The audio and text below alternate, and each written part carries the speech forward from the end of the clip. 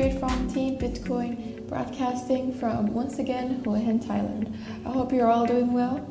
This week I had an interview with Nik from Bitcoin Kindergarten. We talked through his Bitcoin journey, Bitcoin nodes, and why dropping out of school can be a good idea. Before we get into the interview, I have a short message from my sponsor.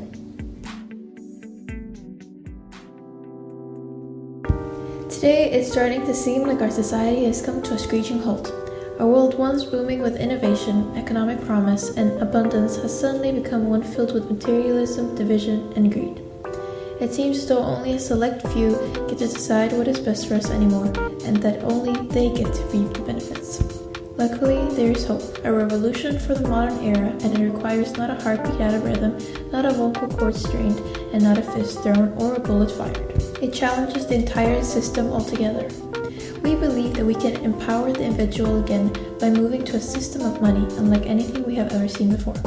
A system based on 100% verifiable truth, built not just for your future but for that of your great-great-grandchildren. This move won't happen overnight, and it's going to take all of us. If you are ready to take this step forward, visit holdbitcoin.org and learn how you can help change the world through a better money powered by the people. And for those already passionate Bitcoiners, help us spread the message by supporting Hold Bitcoin apparel or reach out at holdbitcoin.org/contact.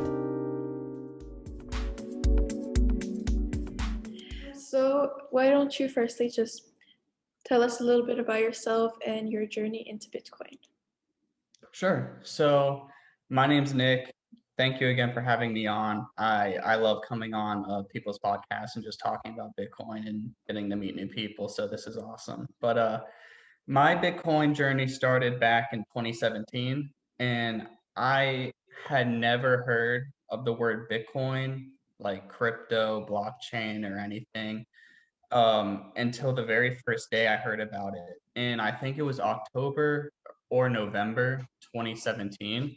And I'm sorry if No worries. my screen just went dark or whatever. But yeah, my brother started talking about it, and he came downstairs one day. I had just gotten home from school, and he was explaining it to me with his friends, and I'm looking at him thinking, you guys are getting scammed. This is a total scam. Like, there's no way this thing can be legit.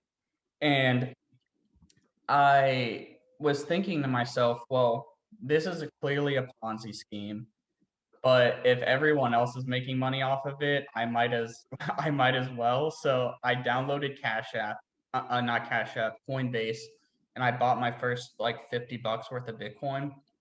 And ever since then, I've just been hooked to it. Like I started going down the rabbit hole then. And like later that night or like later that week, I started thinking like more and more about it because I was just so intrigued by it. And one thing really struck me that I didn't realize at the moment, and that was holy crap. Coinbase is on the App Store selling Bitcoin. I remember growing up, I was really interested in developing apps. I never did. I'm not a developer. I can't code anything, but it always really interested me. And I would look up the process of getting an app in the app store and stuff. And one of the things that really stuck out was like the process to get an app on the app store is like it's really lengthy, and like they Apple, there's no chance you're gonna get an app on the app store that's like, scammy. So I'm thinking, okay, well, if Apple allowed this on their app store, then there's no way it can be a scam.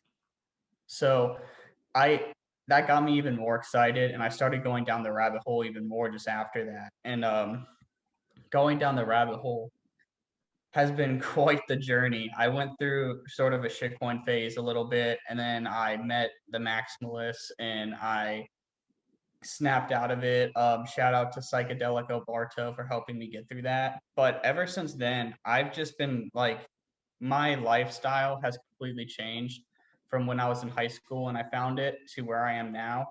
Um, yeah, like I ended up dropping out of school so I could focus on accumulating more Bitcoin. I remember I got accepted into like my dream college, and I ended up rejecting them so I can focus on accumulating more Bitcoin and just working and like reading more about Bitcoin, Austrian economics, and everything that involved in Bitcoin.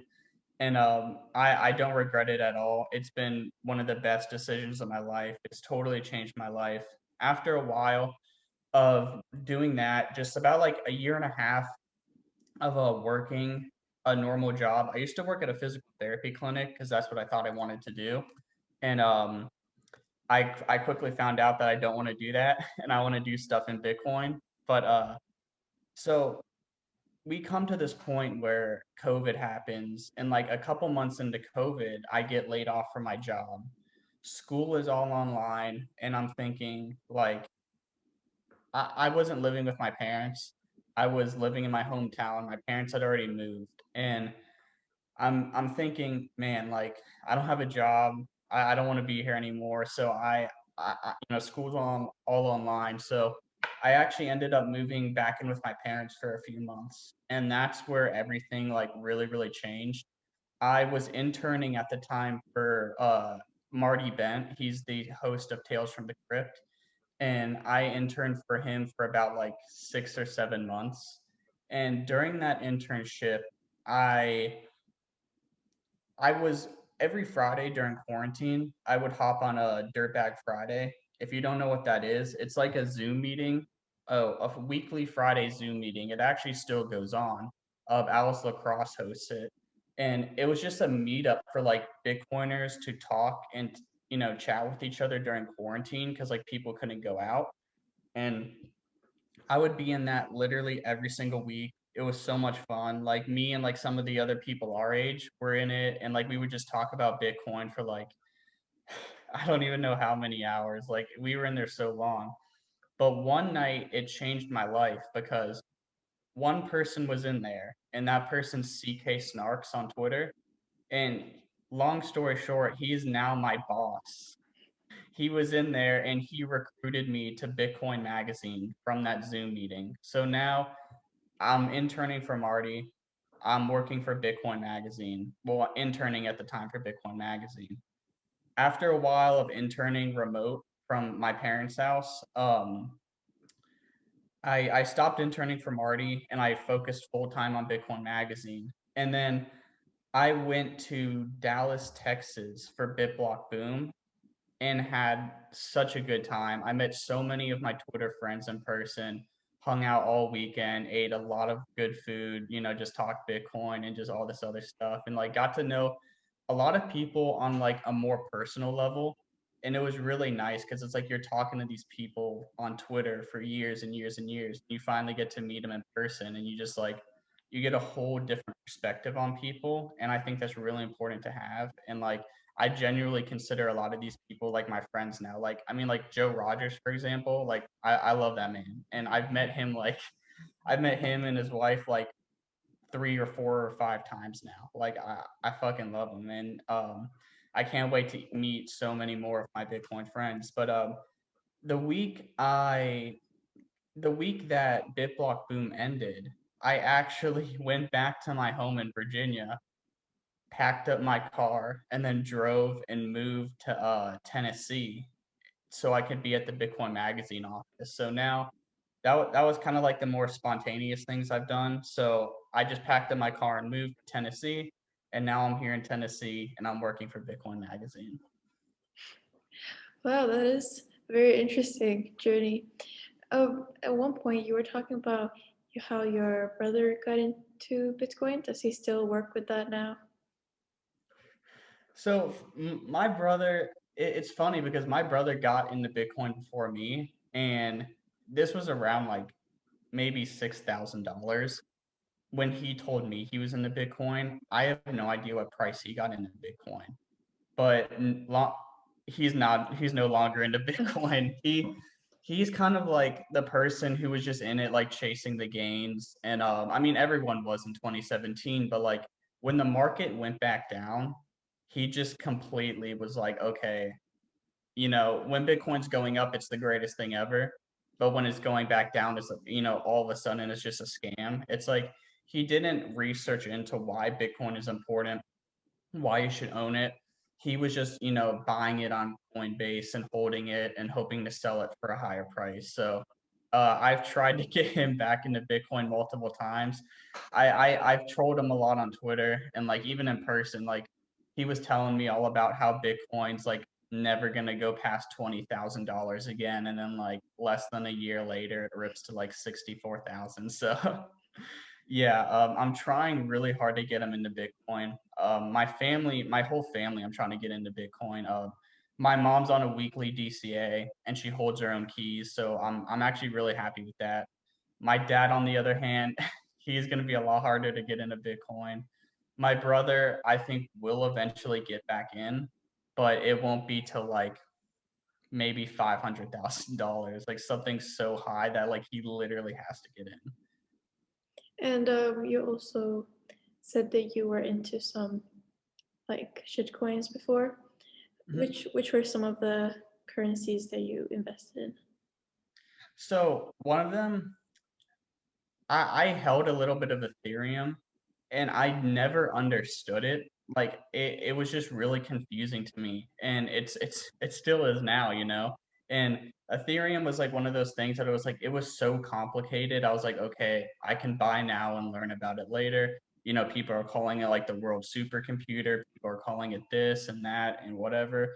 And I'm just after a while, I was like, this thing clearly doesn't work. Like it can't scale.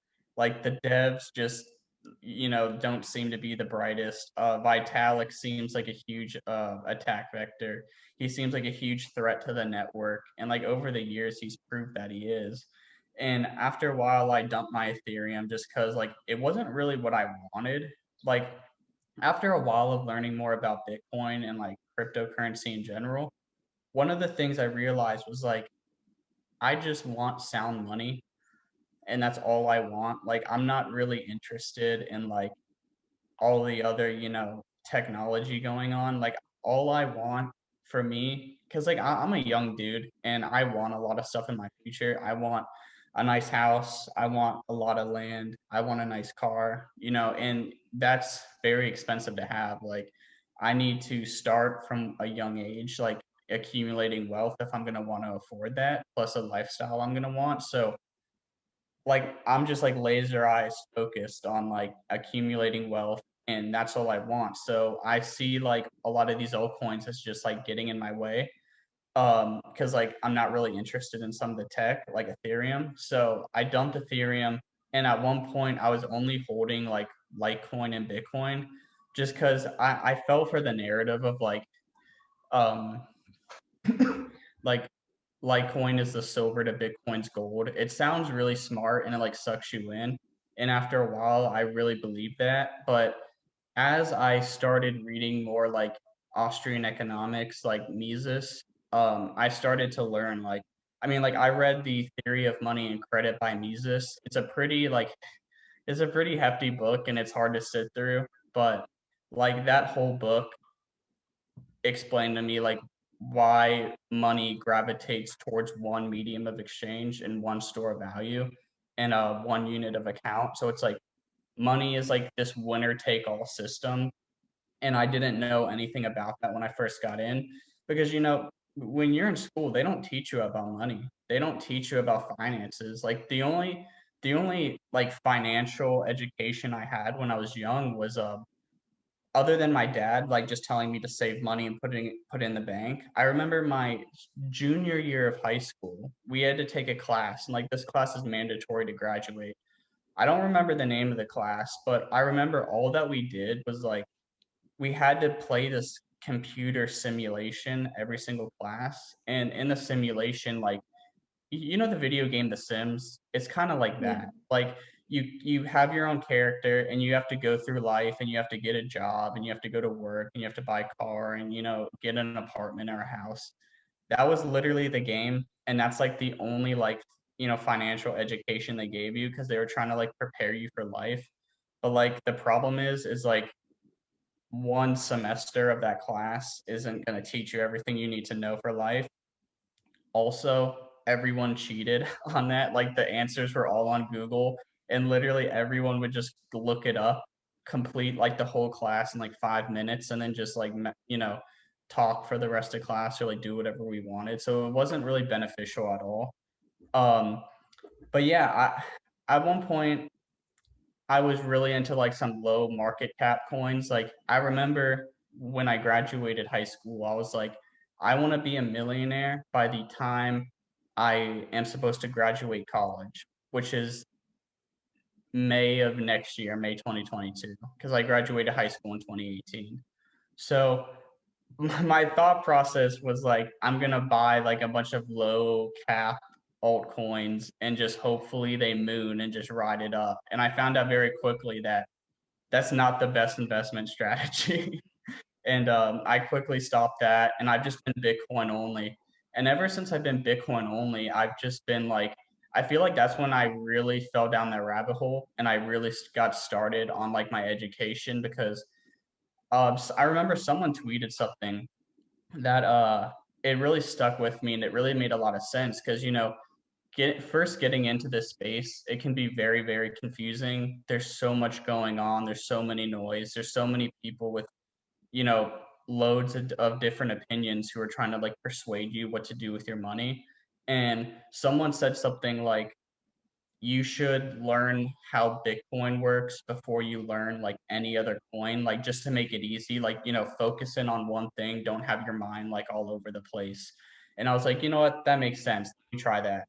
So I tried that, and in my quest of learning how Bitcoin works, I've never looked back. Like that journey has taught me why Bitcoin, not shitcoin, and um, it's just taught me all about Bitcoin, Austrian economics, like anthropology. I don't know how that got in there, but just all things about life, like even like my diet and stuff like that. Like it's crazy, the aspects of life that just Bitcoin leaks into.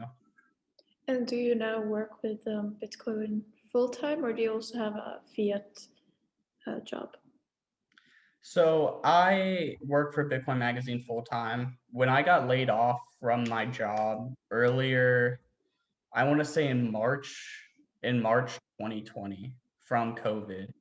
I remember when I moved back in with my parents temporarily, I was talking to my mom and I was like, I am never going to have another fiat job again.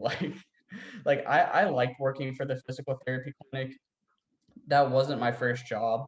All throughout high school, I always had jobs. I was always doing stuff to like get money so I could like go out and like do stuff with my friends or buy stuff I wanted.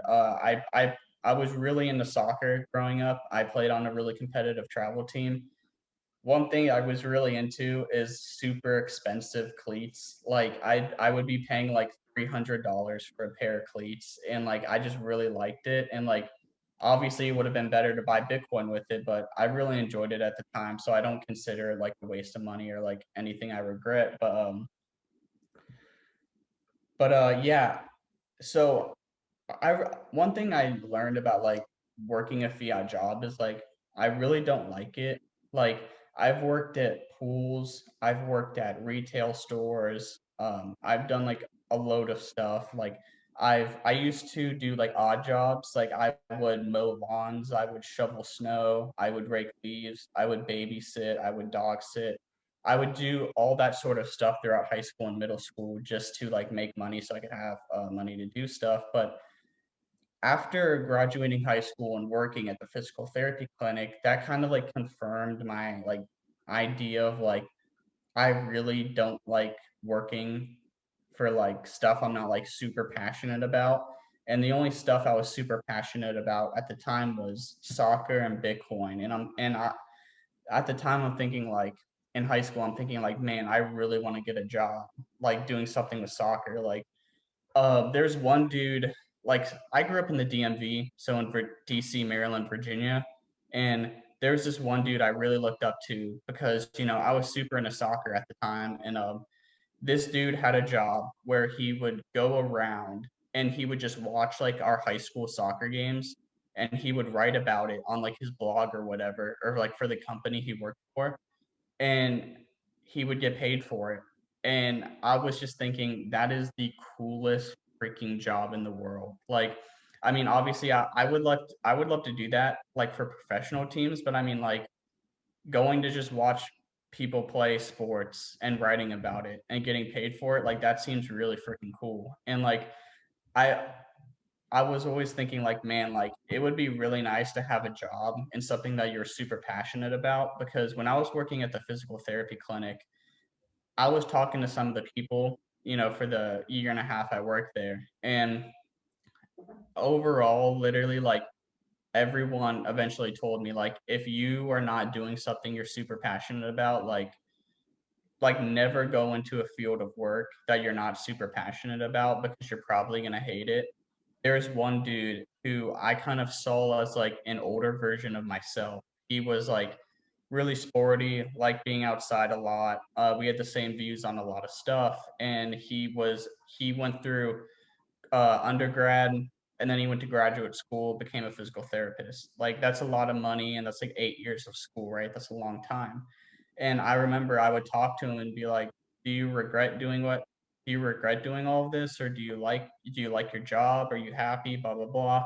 And he just told me, he was like, "Nick, you and me are practically the same person, and just get out of here." He's like, "You're gonna hate it." Like it's literally like physical therapy is a great, profession. It's a nice career. You make good money.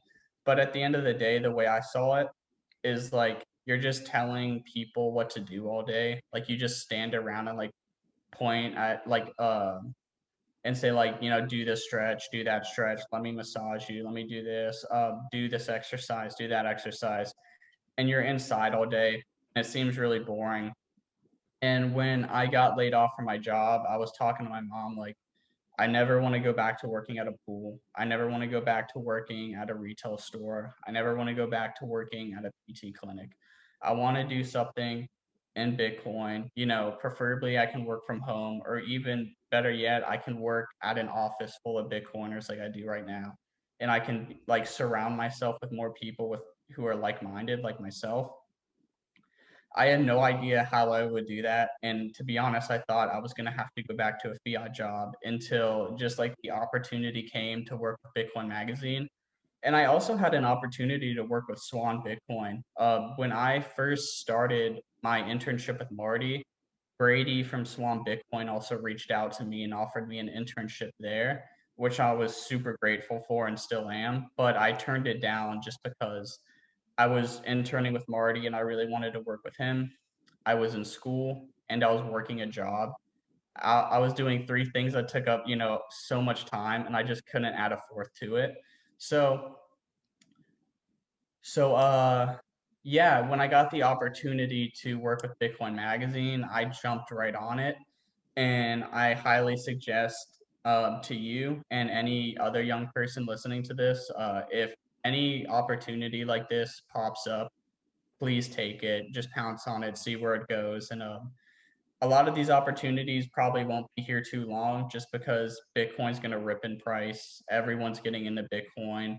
A lot of people are going to want jobs in Bitcoin. So if you can get one and do something that you're really happy with and something you're passionate about, I highly recommend it. But then again, like obviously working Bitcoin jobs isn't for everyone. I think if some people have certain skills, like you shouldn't necessarily quit your skillful job just to work in Bitcoin. Like, I mean, for example, like Stony Bitson on Twitter, he sling rocks all day. He builds like these beautiful walls and beautiful architecture and stuff. Like, I don't think he should quit his job to work a Bitcoin job just because he's already making good money. He's doing stuff he loves. It's like nothing related to Bitcoin. So yeah, yeah. And you have a podcast now, Bitcoin Kindergarten. How come you just decided to start this podcast? Yeah, so I had no intention on starting this podcast. Like, it's not something I really wanted to do. Like, I don't consider myself like a podcaster. Like, even though I co host Bitcoin Kindergarten. And also for Bitcoin Magazine, I do something called Meet the Taco Clubs, where I interview people who like haven't been on podcasts before, or who have like super low follow account, and people who haven't like been able to be on podcasts before and like share their voice and stuff. So the way that Bitcoin Kindergarten started was our friend Jeremiah was talking about how he really wanted and wished that there was like a radio call-in like show for Bitcoin, like a show where people could just call in on the phone and ask their Bitcoin questions, and someone would be there to pick up the phone and answer it for them. And he kind of just nominated me and my buddy Optimist, and he was like, I think Nick and Optimist would be absolutely perfect for this. I think they got the good personality. I think they got the knowledge for it, and I would. This is something I'd love to see. So me and Optimist, we talked about it for a little bit, and we were like, you know what? Let's do an episode, see how it goes, and if we like it, we'll continue it. If we don't, we'll just end it.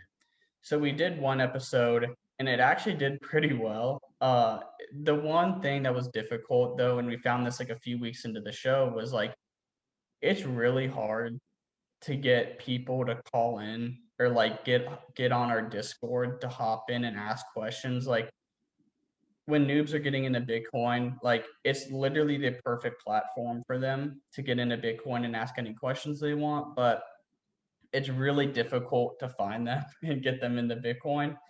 We have had a few pretty good successes with our show. Like there's one dude who lives in Miami. I completely forgot his Twitter, but he came on our show, asked all of his questions, and by the end of the show, he was like so eager to buy Bitcoin. I think he set up his Cash App like on the show, and he was just like smash buying Bitcoin throughout it. And then I don't know if you know Anastasia on Twitter. She came into Bitcoin and had like no idea about anything. She didn't understand it at all. She had a ton of questions, and she came on our show for like more than 1 week. It was definitely like multiple weeks. And she was on the show.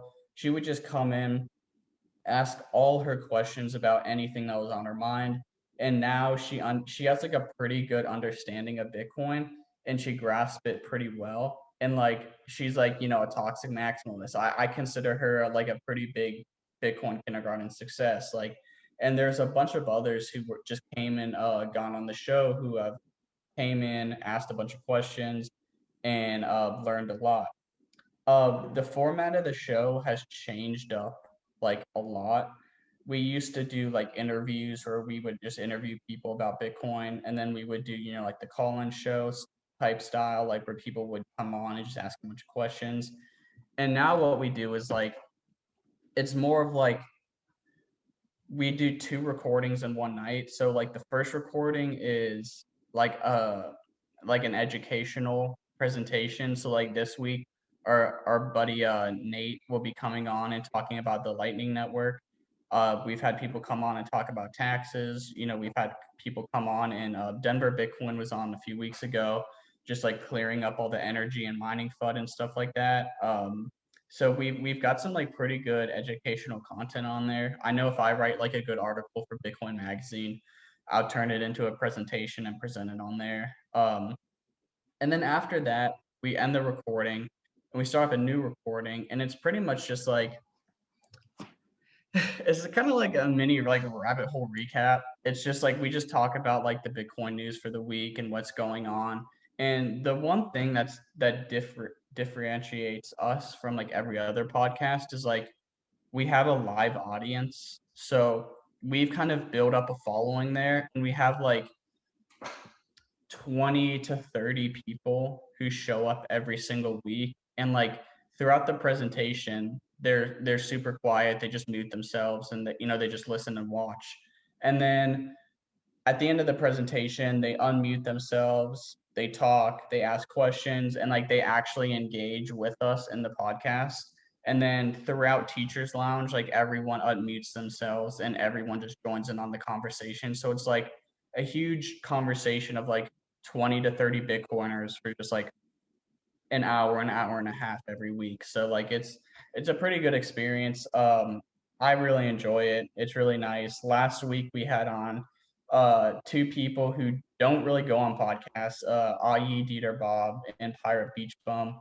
They're what I consider Bitcoin OGs. They're legends, and they came on and shared a lot of really good knowledge. So Yeah, I'm having a lot of fun with the show. It's a good time, and it's kind of crazy. We've almost been doing Bitcoin kindergarten for like a full year now, I think, and it's just crazy how time flies. Yeah, it looks like it's going pretty great. You wrote on Twitter that you had used your credit card to buy more Bitcoin in a recent dip. Um, are you sure that it will go up? How can you be sure that they will continue to grow this year? Yeah, so I used to not be someone who like wanted to take on debt to buy Bitcoin. Like I didn't understand it. And after a while of talking with some people on Twitter and learning more about it and then seeing Michael Saylor do it, like it just confirmed like my belief and like but wait, before I say that, I also researched and found out that in the early 1900s, I believe, when the Weimar was crashing in value, people were actually taking on debt to buy gold as a hedge against, the dollar crashing. And as the dollar kept crashing, their value was saved in gold and it actually went up in value. So like what Michael Saylor is doing with Bitcoin and taking on debt to buy Bitcoin, like I learned that that's not like a new idea that he just made. That's something that's been done before and it's proven to work because like the way that like I tried to get a loan from my bank to buy Bitcoin and they denied me and I'm really salty about it because it was at like 20K and 20K in like 2020 and we all know it ripped to like 64K. So I really wish I'd got that loan. And my buddy Dylan, who works with me at Bitcoin Magazine, he's like a year younger than me. He's also a Zoomer, really sharp kid. And he was talking to me about how he found these credit cards that have 0% interest for like 18 months and how he just gets that, buys Bitcoin with it, and then, pays off the debt later. I mean, like, I was like, okay, sign me up. I want to do this. So last summer at like around 10K, I got a credit card, 0% interest. I used his referral link. So when I bought like 500 bucks worth of Bitcoin, he instantly got like, I don't know how much money as a reward. So he was getting money. I got money and I don't have to pay off that debt for like at the time it was 18 months. I don't know, how long it is till now, but like my thought process is like the dollar is going down forever. It's been going down, ever since 1971. Like looking at the charts of dollars, like it literally just goes like straight down. And the way I see things going, like I see the inflation happening in real time. Like I go to the grocery store and I remember when like packs of gum were like 80 cents, 90 cents. And now they were like, I was at the store a few weeks ago and I looked at the packs of gum and they're like $2 where I live. Like I see the inflation happening. I see like, people's wealth just going straight down. Like one thing I've learned a lot about is like how families have changed throughout the years. And back in the day, like families were able to like husbands were able to support their families on single incomes so the wife could stay home raise the kids and stuff like that, and like that's the life that I want when I'm older. Like when I'm older, I don't want my wife working. I want her like staying home and like raising the kids because like I want my kids to have like a really bright future and stuff, and I don't want to send them off to like daycare and stuff like that. So I'm thinking I want to be able to support my family on a single income.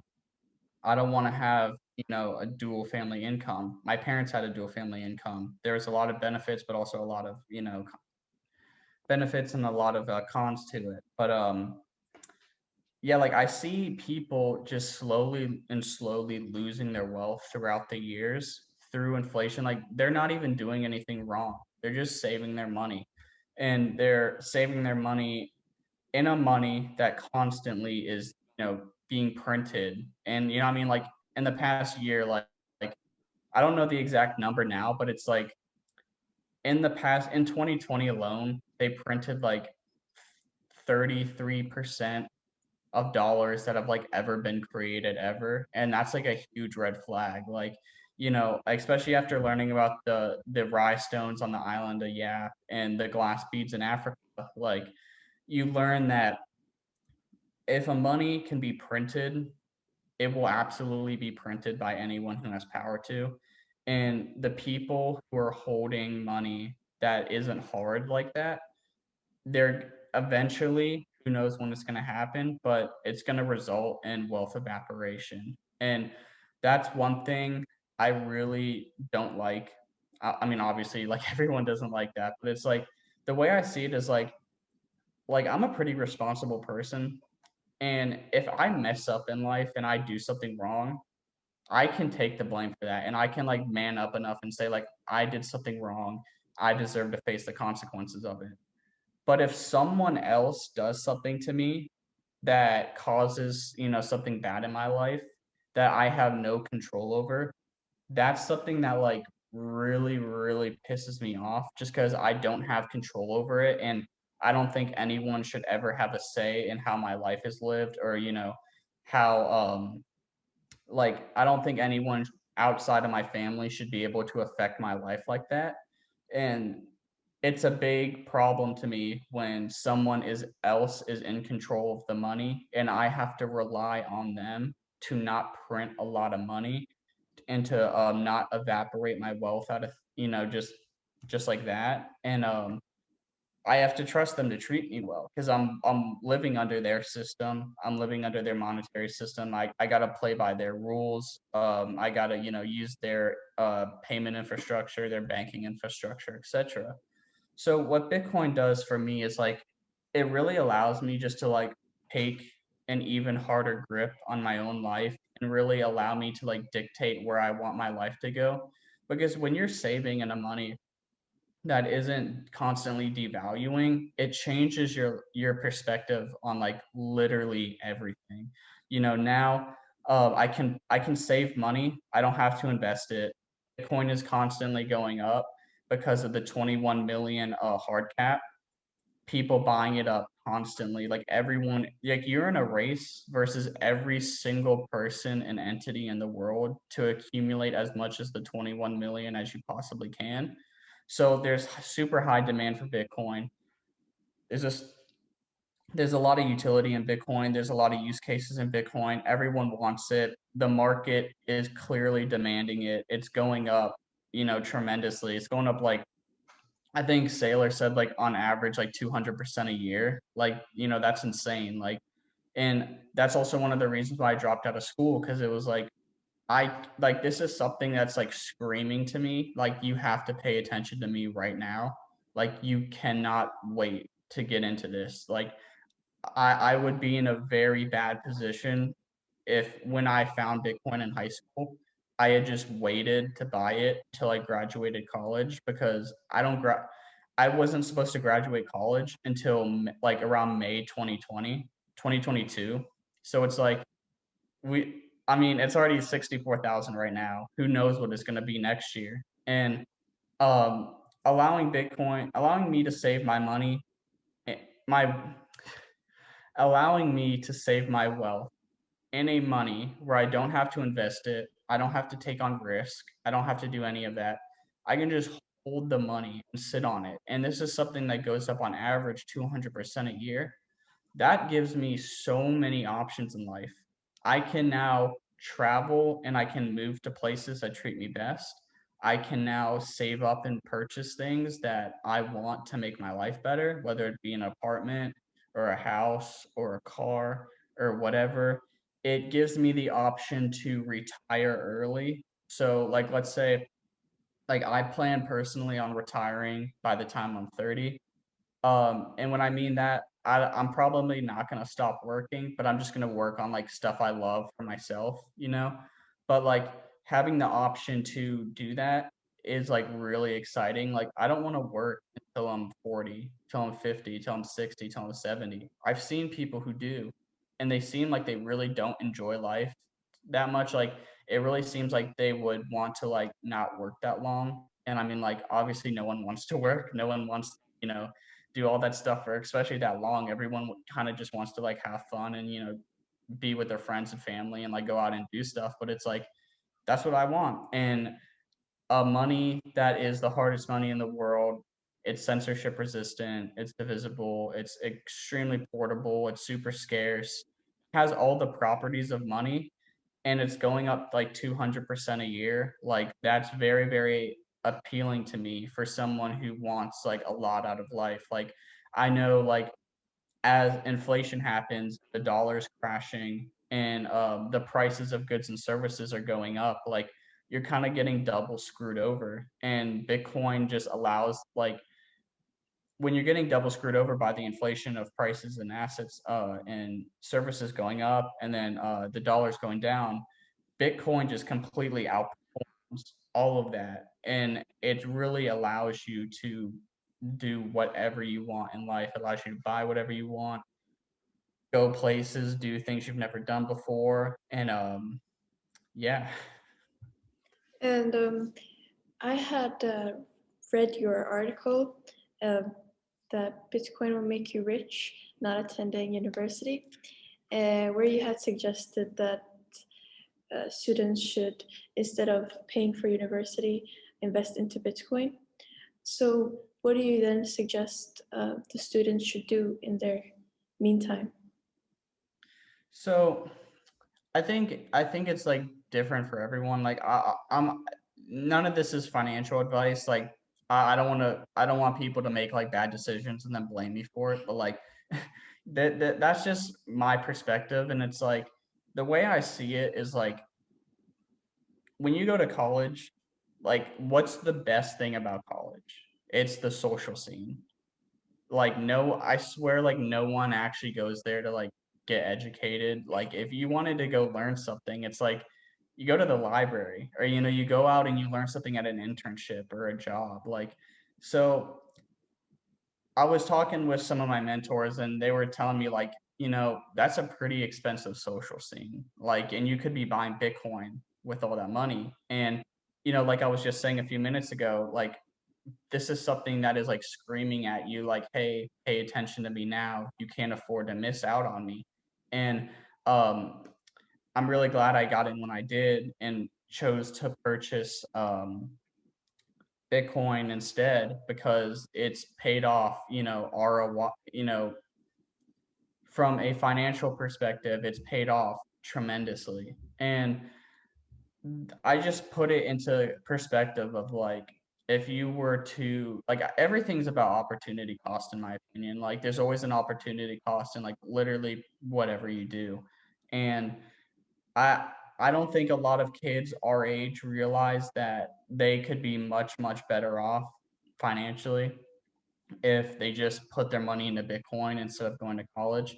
And I see so many people complaining about like, oh, college was such a waste of time. College was this, college was that. Like, I wish I had done something else. And it's like, I didn't want to make the same mistake for myself. I know not everyone regrets going to college. There's a lot of benefits to going to college. And it's really just from like the social scene. It's not from like the actual reason you should be going to college. So I was like, I can just work a job, buy Bitcoin, and I can just go out and socialize with other people, like, and it won't cost me anything. So, uh, what was the question again? I'm sorry, I kind of went off. Oh, like what should people do with their time instead? Oh yeah, yeah. So something that I really think is amazing about Bitcoin is that it allows you to pursue your passions, whatever you're passionate about.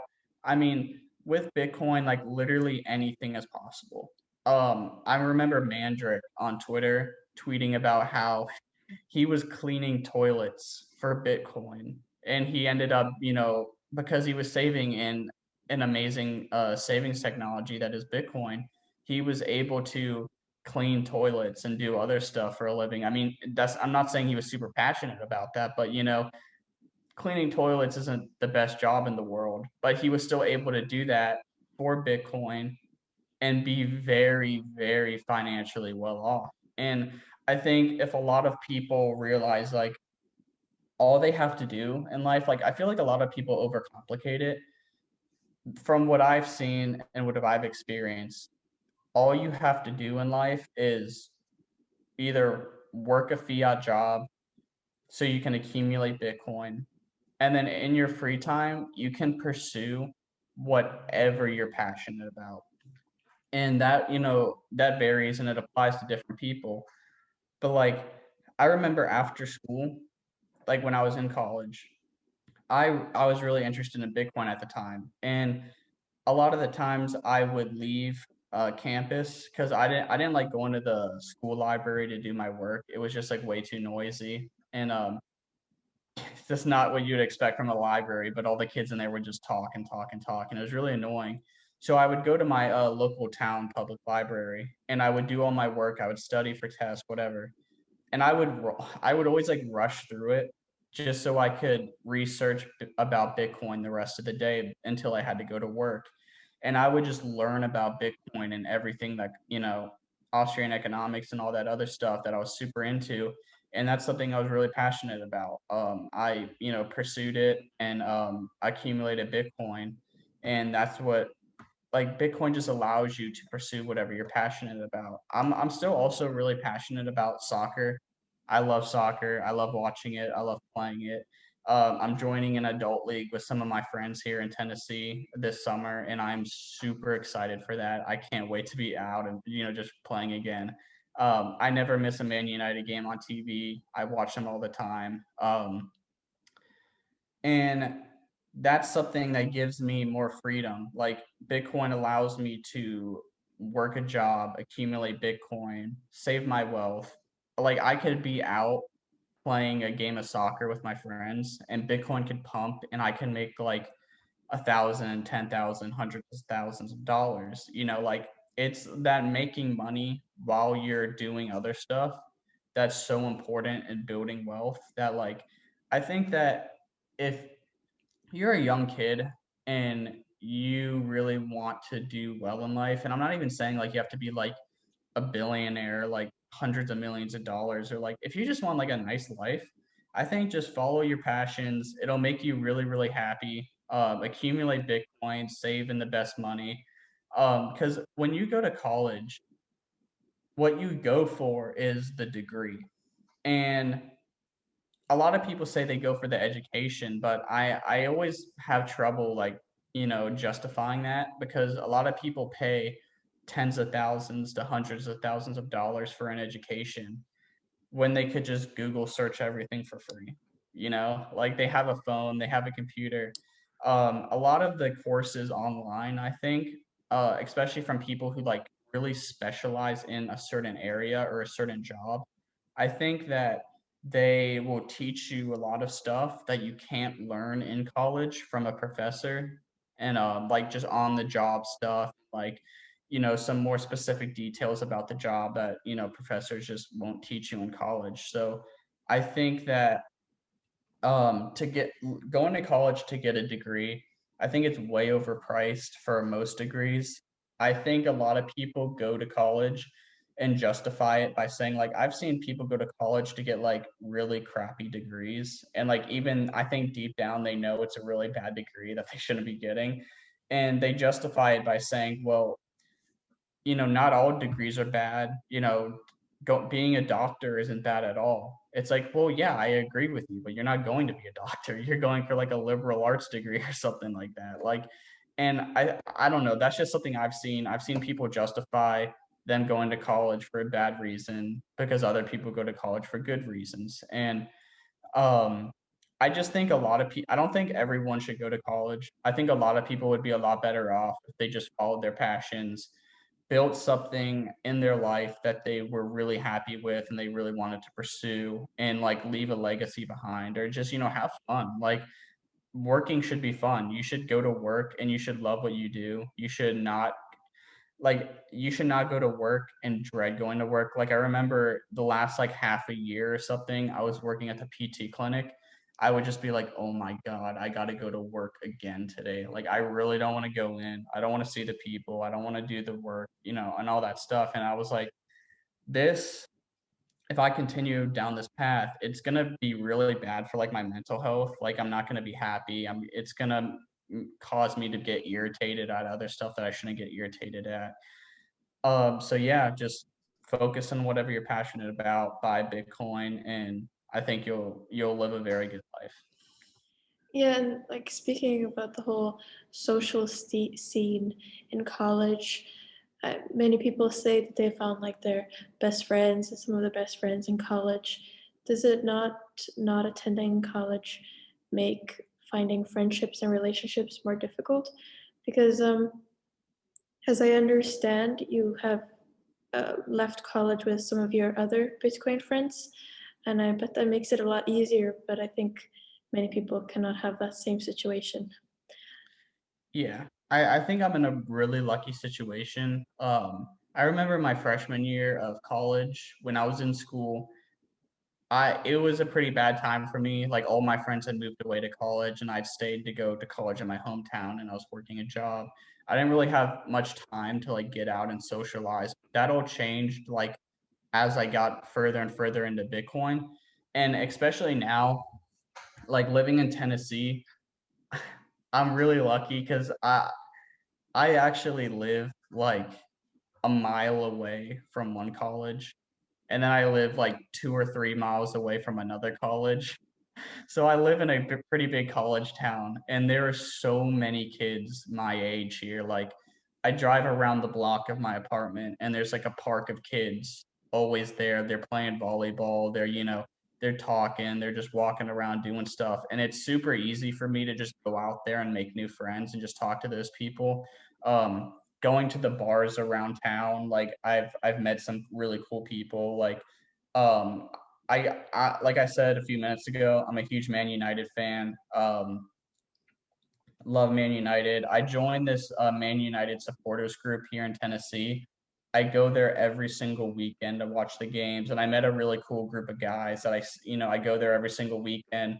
I talk to, I get to hang out with them, and they're my friends now. Like we talk all the time, and they're really cool dudes. They're the same people I was talking about earlier that I'm going to be joining like the adult league with later this year. So really cool group of people. I think yeah, I think if you go about it the right way, like you won't have a problem at all socializing. I do think that I got pretty lucky with the situation I'm in. So maybe some people, if they do what I did, they won't have it as good. But I don't know. It's hard to explain. Like yeah, I think I'm just kind of lucky with the situation I got in and the options I have available. Like I live in like a pretty like decently big city. There's a ton of people here to like go out and do stuff. My friends who also dropped out of college to accumulate Bitcoin, they don't live in the same state as me, but now they work for the same company as me. And it's like we're always traveling to like they're either coming into Tennessee, to visit the company or like we're going to different conferences all the time. And, I'm meeting up with them there. So it's like, yeah, I wouldn't say my social scene has dwindled too much, but it's definitely not as like amazing as like the college scene, like going out and like partying every single night, but it's not bad at all. I just started learning about Bitcoin nodes. Can Okay. you give me an explanation of what a Bitcoin node is and how it works? Yeah, so a Bitcoin node is like so Bitcoin nodes, like you do you know what yin and yang is? Yeah. It I see like Bitcoin nodes and miners as like yin and yang. They go really, really well together. The miners, they produce the Bitcoin and they write transactions. But what the nodes do is the nodes don't produce any Bitcoin.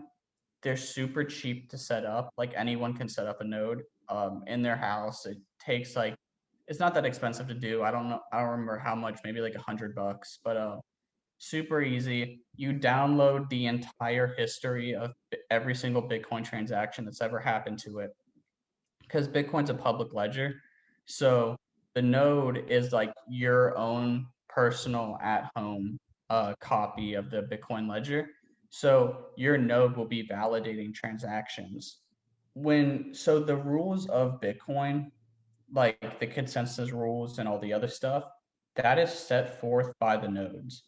The miners have to play in the game, like inside the rules of the nodes. So the nodes enforce the rules on the miners. And if the miners try to do something that, is nefarious or malicious, the nodes are like, it's like it's like a check and balance on each other. So the nodes just make sure everything is safe, everything is fair, and everything is honest. And that's like the brief definition I'd say of a node.